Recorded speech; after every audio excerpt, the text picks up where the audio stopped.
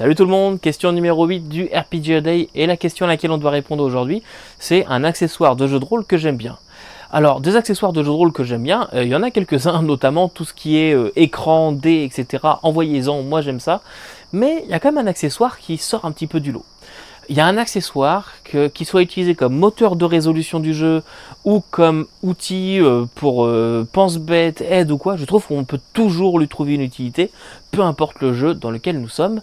Il s'agit des cartes.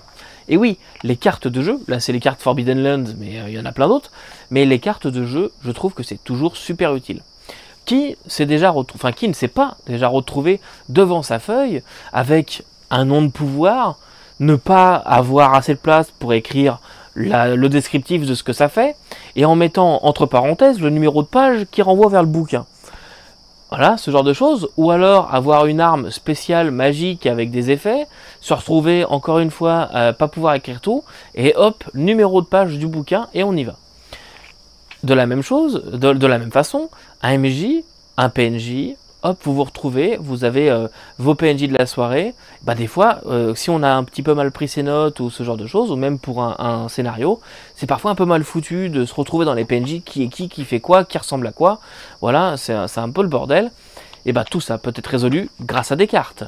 Les joueurs peuvent avoir leur carte de sort, peuvent avoir leur carte d'équipement, comme c'est le cas pour ces cartes-ci de Forbidden Lands, et le MJ, lui, de son côté, peut avoir les cartes pour tout un tas de choses, des lieux, des photos de PNJ, le PNJ directement avec son image aussi, mais avec le descriptif, tout ce genre de choses. Donc c'est de sacrées aides de jeu, je trouve.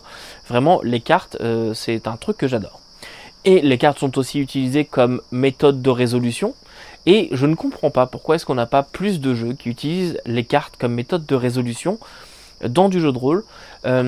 Si vous demandez à ma conjointe le jeu qu'elle aura préféré jouer, eh bien ça va être les Lames du Cardinal. Et pourquoi? On a eu tous les deux le même ressenti. J'ai adoré moi le système des Lames du Cardinal, une fois qu'on l'avait compris. Hein. Je parle de la V1, c'est un peu le bordel, mais une fois qu'on avait compris, c'était tellement bien, puisque les cartes permettent vraiment de faire un duel.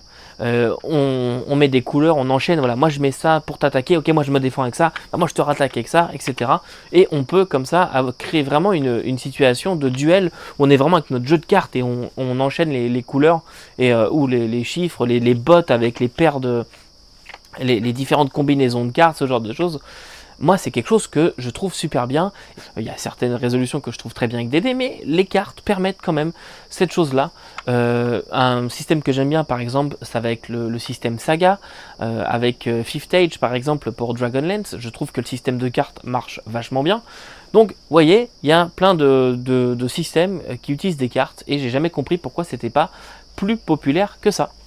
Voilà donc, que vous utilisez des cartes comme aide de jeu pour les joueurs ou que vous utilisez des cartes comme aide de jeu pour le MJ ou bien tout simplement que vous les utilisez comme système de résolution, les cartes ont toujours réponse à tout. Voilà donc on se retrouve demain pour la question numéro 9 qui sera un accessoire de jeu de rôle que j'aimerais voir. Et en attendant, n'oubliez pas que vous ne pouvez pas tout lire et tout faire jouer, vous pouvez toujours tirer les cartes. Salut!